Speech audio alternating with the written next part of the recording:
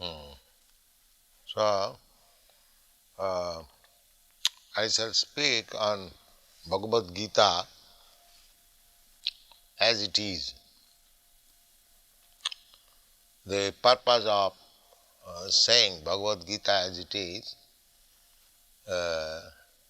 explained that there are many editions of Bhagavad Gita. They have interpreted in their own way, giving up the spirit of Bhagavad Gita. So, this particular name, as it is, significant. Perhaps there is no other edition of Bhagavad Gita where it is written as it is. In this connection, Professor Dimmock of Chicago University has written a foreword, and he very much appreciates the theme.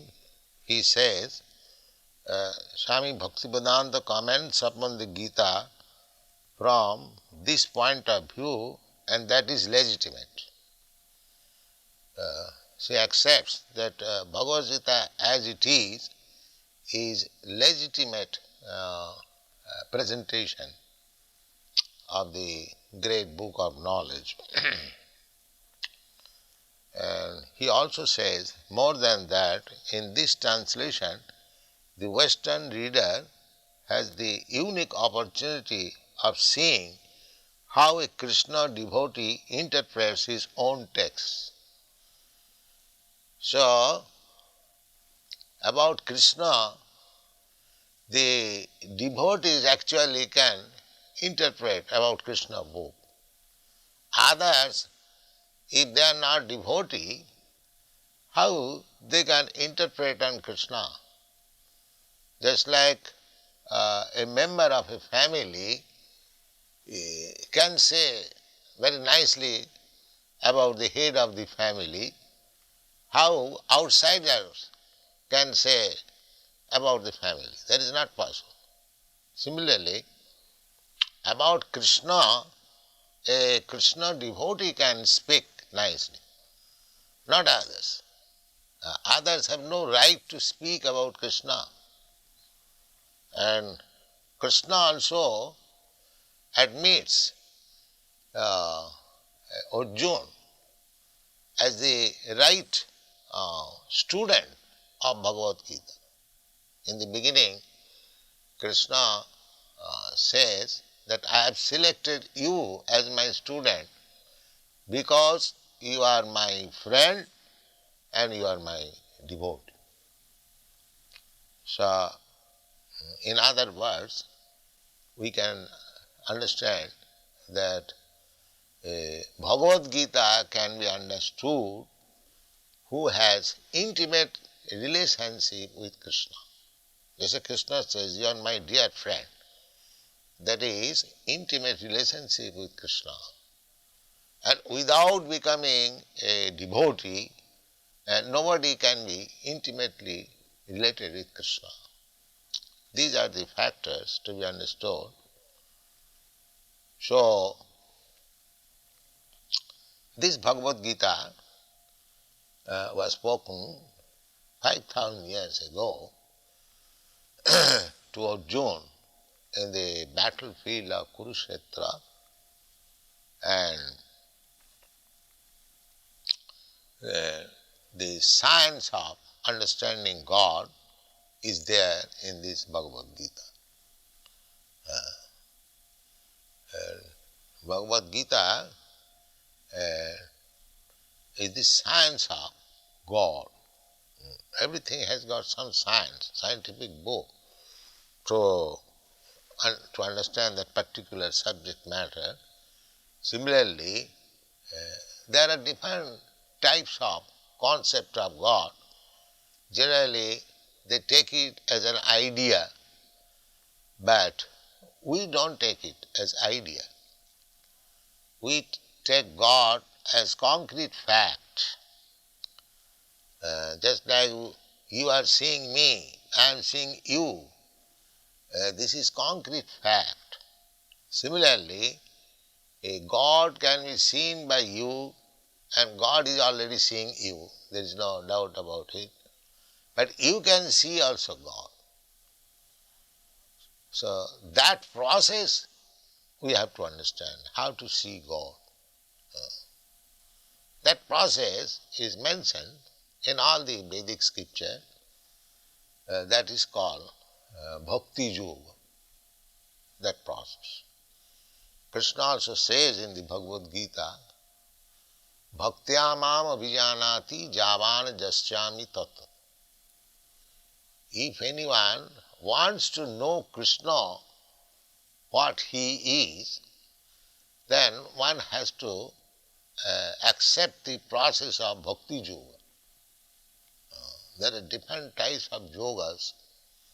Yoga means linking oneself with the Supreme Personality of Godhead. So, speculative yoga will not help us. You have to take concrete yoga. Concrete yoga is Krishna consciousness. So,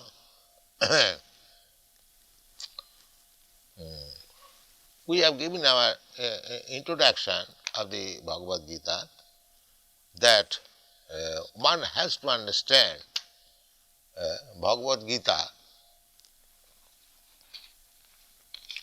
as it is directed in the Bhagavad Gita. There is direction. How to read Bhagavad Gita. People are reading Bhagavad Gita without taking the direction. This we have explained in the manner that if you take some medicine, there is some direction on the bottle, that this is the dose. You take so many drops, so many times, that is direction. Similarly, for understanding Bhagavad Gita actually, you have to accept the direction as given by the author himself, Krishna. He says that long ago, some 40 millions of years ago, he first spoke this Bhagavad Gita to the Sun God. And Sun God transmitted the knowledge to his son Manu. And Manu transmitted the knowledge to his son Ikkaku. Imam vivassati yogam prattavan aham abhayam. Vivashan manave praha manu Ikkaka vibravit.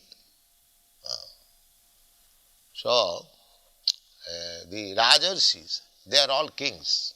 Manu is king, Maharaj Ikkaka is also king, and the sun god Vivashan, he is also king. He is the king of the sun planet, and his grandson Ikkaka became the king of this planet, Maharaj Ikkaka, and in this dynasty, which is known as Raghuvansha, Lord Ramchandra appeared. It is a very old monarchical family, Ikkaka Vansha, Raghuvansha. Vansha means family. So, formerly, the kings, the head of the administrative executive, they used to learn the thesis or the injunction given by God. So,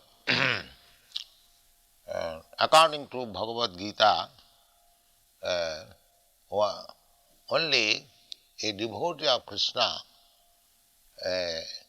a person who is intimately related with Krishna, he can understand what is Bhagavad Gita.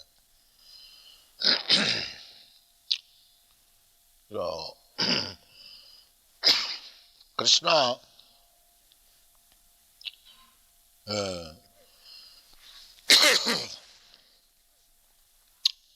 Arjuna, after hearing Bhagavad Gita from Krishna, he addressed him as Parabrahma, Param Dhama, Pavitram, Paramam Bhavan, Purusham, Shasatam, Divyam, Adi, Devam, Ajam, Vivam. He understood Krishna as Parabrahma. Parabrahma means the supreme truth, absolute truth, Parabrahma. Brahma, the living entities, they are also called Brahma. But living entities are not Parabrahma. Parabrahma means supreme. So Arjuna addressed him as Parabrahma and Param Dhama. Param Dhama means the resting place of everything. Everything is resting on the energy of the Supreme Lord. Therefore, he is called Param Dhama. Just like all these planets are resting on the sunshine, sunshine is the energy of the sun globe.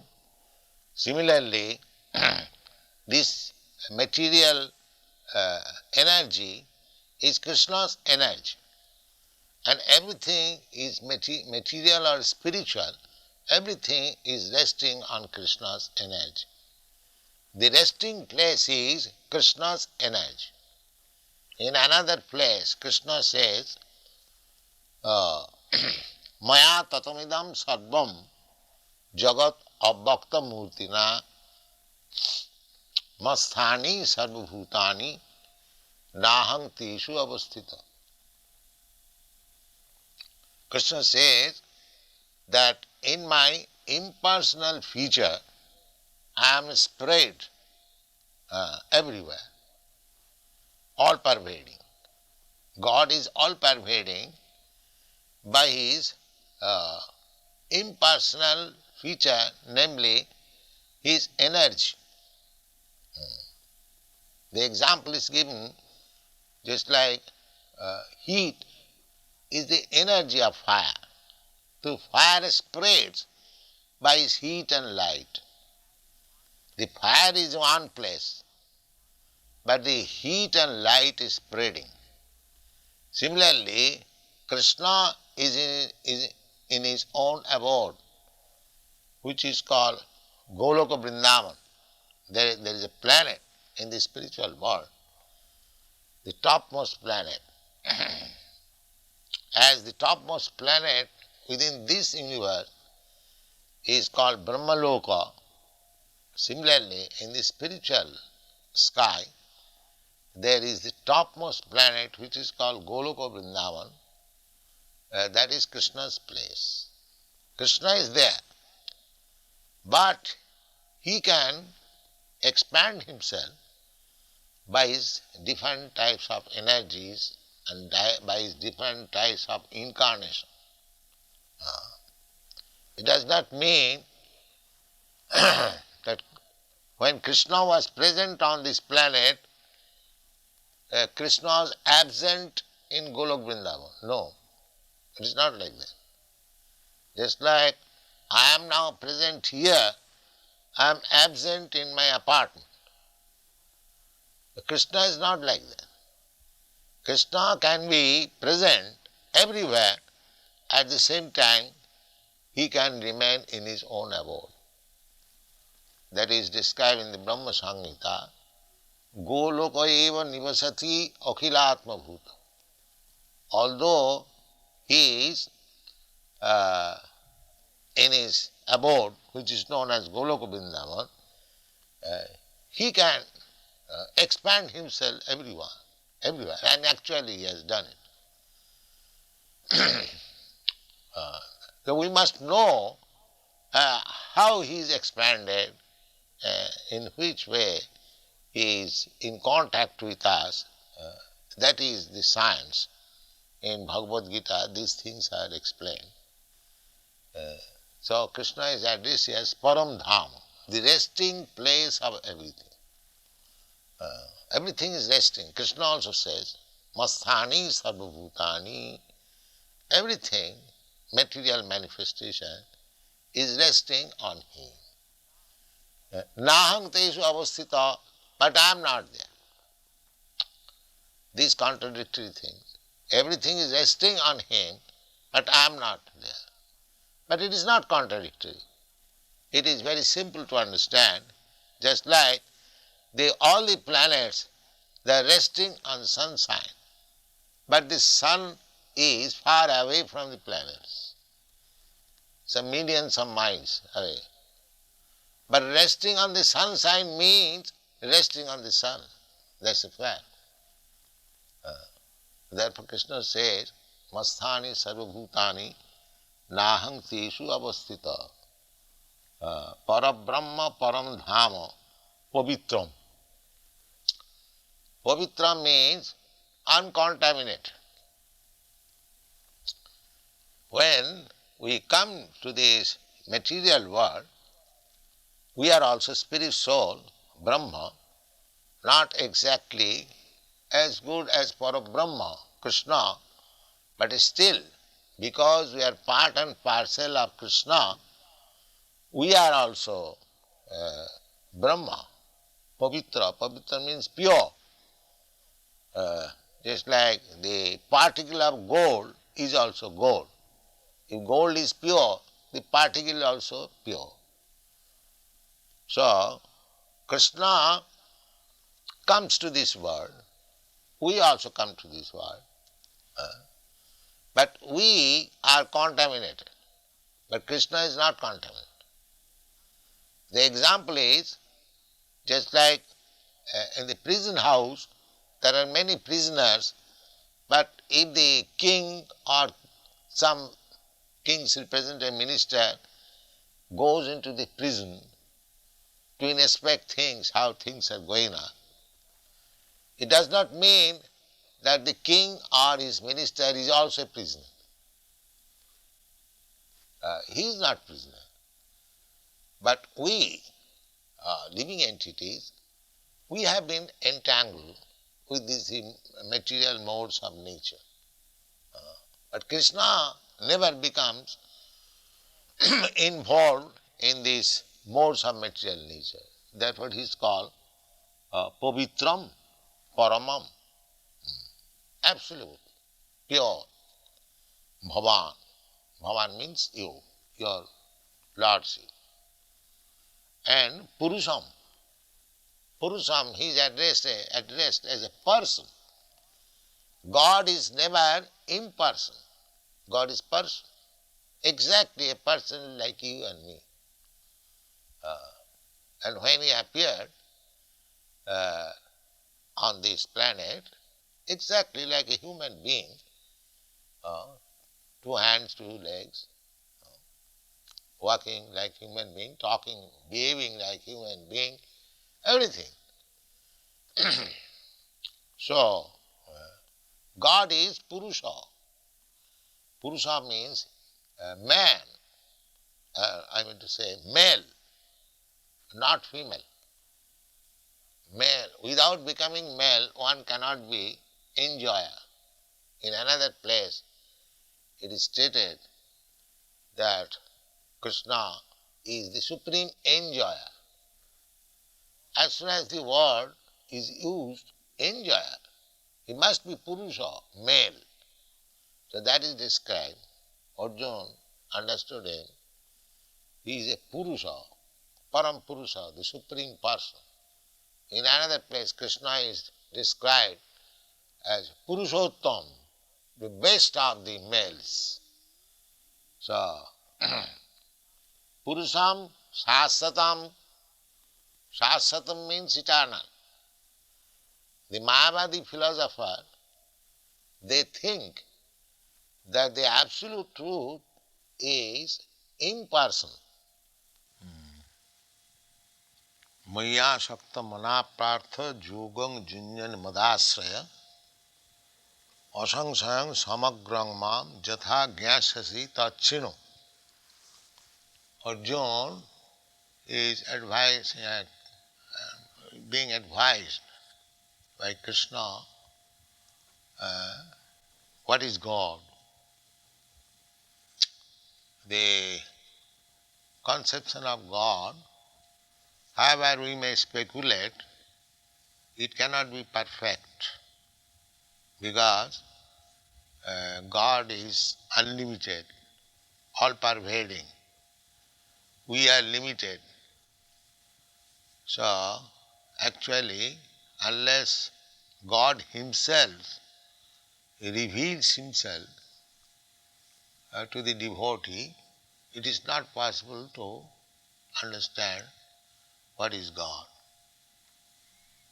Therefore, God Himself, Krishna, is speaking about Himself.